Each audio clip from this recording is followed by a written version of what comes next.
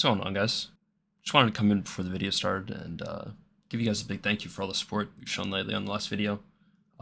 Woke up this morning, I was at 125 subs, which is double what I had the night before, and came back from work today. I was at 261 as we speak. I'm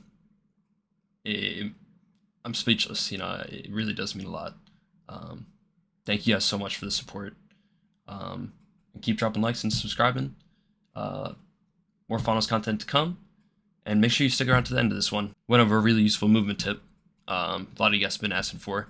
And yeah, that's it. Thank you guys again for all the support, and I'll talk to you guys later. Peace. What's going on, guys? Hope you all are having a good one so far. I've been getting a lot of comments recently asking for a settings video, so I'm just going to go over that quickly. I'm going to go over each setting and exactly what they do if I know. It says it on the side, so be able to guess. Alright, to start us off, actually we're going to scroll down here. This is the most important thing in my settings, is the look response curve. We use linear. I came from Apex Legends, so I'm used to a linear response curve. This just means that it's all kind of a balanced input.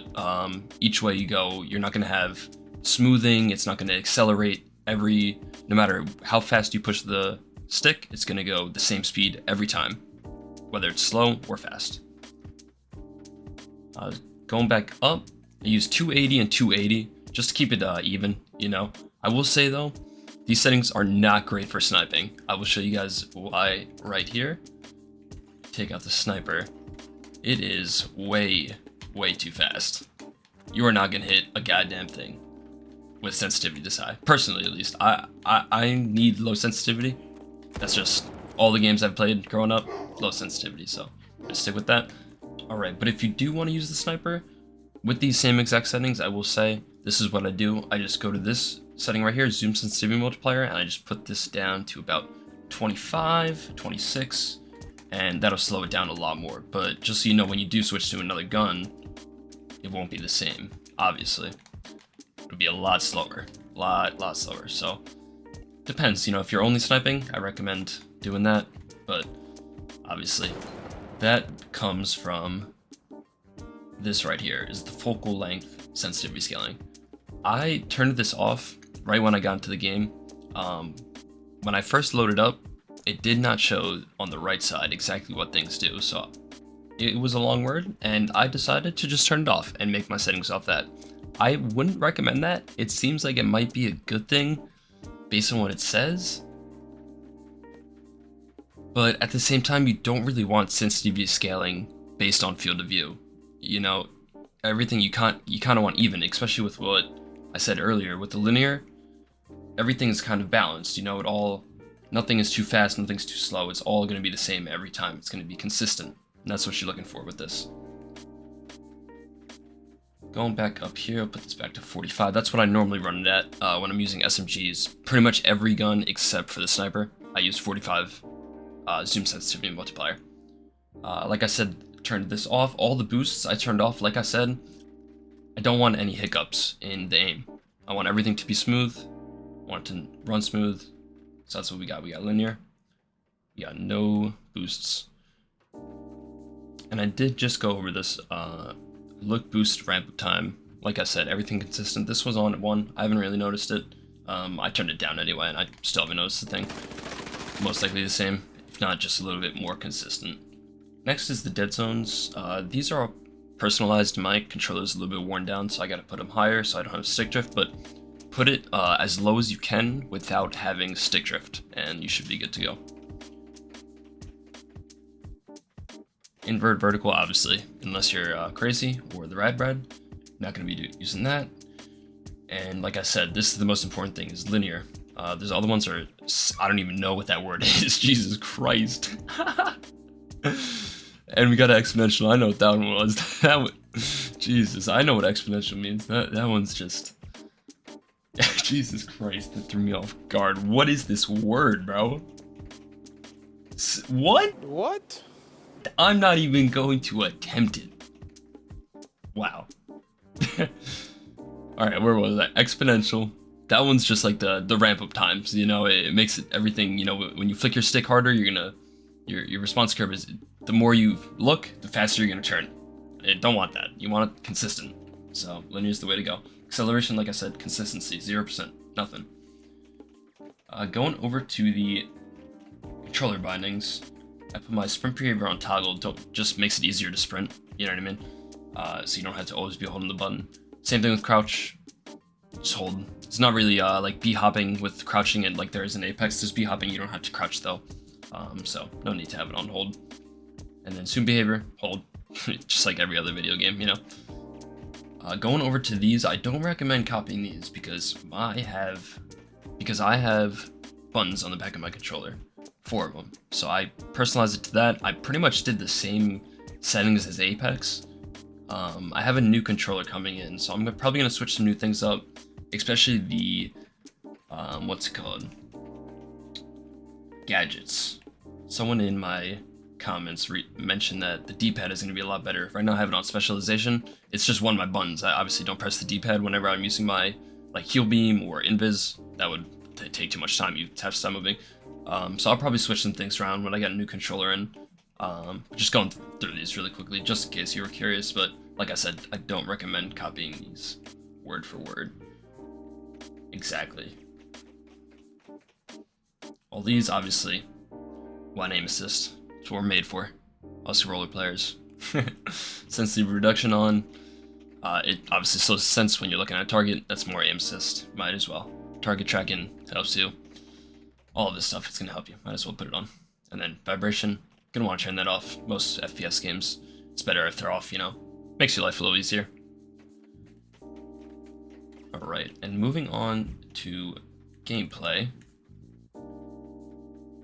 Obviously we got these, just the same default. Don't think we changed those. I did change this though, the crosshair, I put it green. It doesn't seem like there's a lot of like bright green things in the game, so I figured that'd be a good one. I think I used the same one, the same color on Apex as well. So if you wanted to do this, just max up the green, turn off blue and red, turn off everything else, you're good to go. And this is the size I have. Nothing too big, nothing too small. I think I made it a little bit bigger than it was default. Make sure the center dot's on. That's very big for centering. Just like when you're not aiming, that's where you're gonna aim down, that center dot. So make sure that's on. Make sure that you can see it good. So I put it on 4 so you can see it. Or no, this is the radius, this is how big it is. Yeah, so I put it on 4. Nothing too big, nothing too small. 5 actually seems pretty good though. I'm gonna try that out, see how I like it. Not too big. And then opacity 85. Yeah, there you go.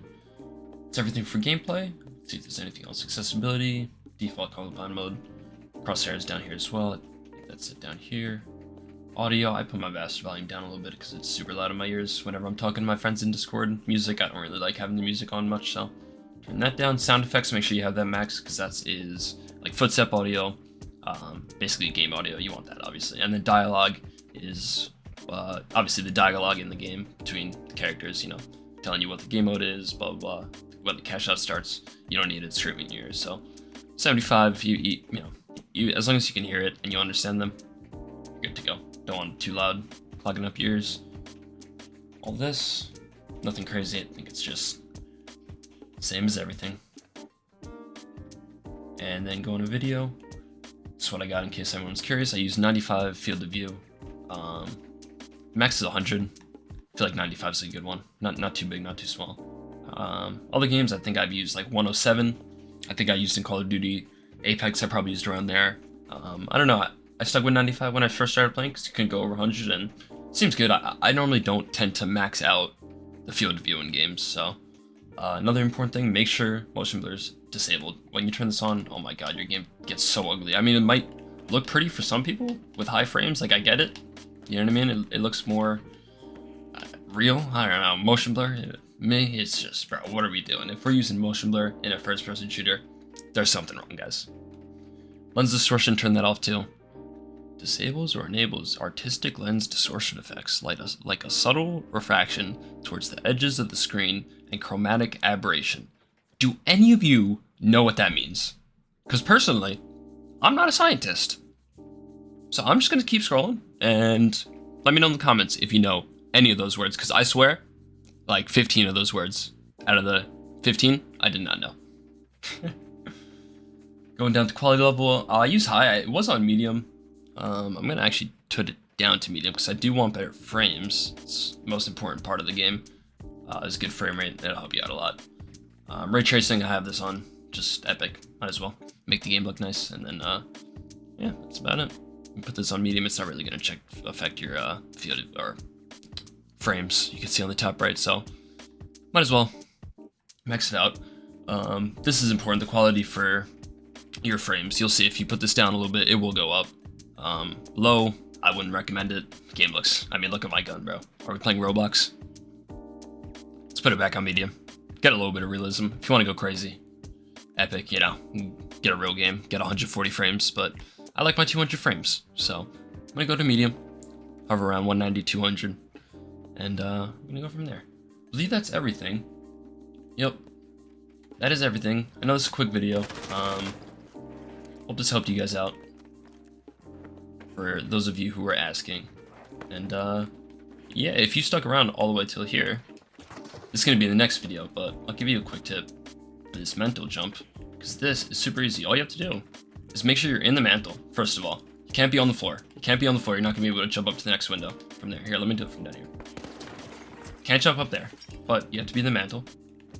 As long as you're in here, all you have to do is back up. Once you're out of the window, start going forward and jump. That's it. It's super simple. All you gotta do is some practice and you guys will have it down instantly. Just like this. Also, look up. That is gonna help you out. This one, can you reach? Yes, you can. So you do it again. What you gotta do, back up, go forward. Once you're out of the sill, look up. This one is a little harder to reach. You might need a little bit of strafe jump or something, but these ones you'll hit every time. No problem. Just make sure you're in the sill, like I said. Alright, that's it, guys. Thank you guys for watching, and I'll see you in the next one. Peace.